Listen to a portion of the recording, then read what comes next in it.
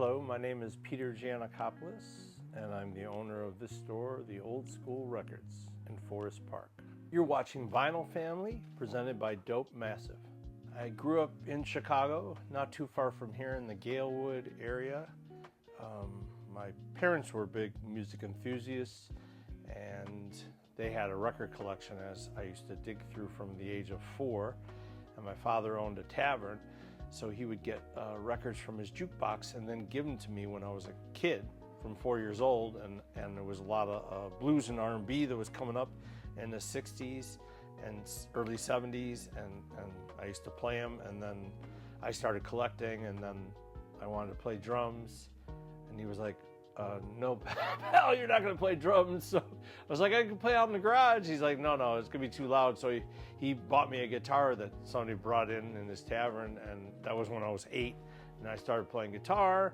Then I took piano lessons, and then ended up going to music school, Berklee College of Music in Boston, and was working as a musician.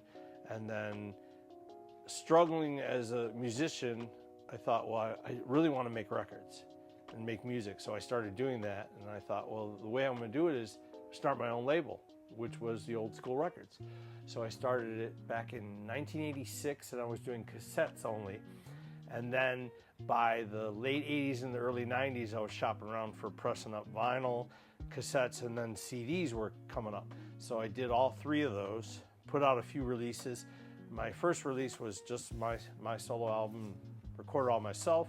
Then I thought, well, I'll do a compilation and I can be on it along with other artists. And then I had that idea, and then it got bigger and bigger, and then I was getting some bigger names to be on the compilation with me, some that people would know, and then got distribution, and so my label got bigger.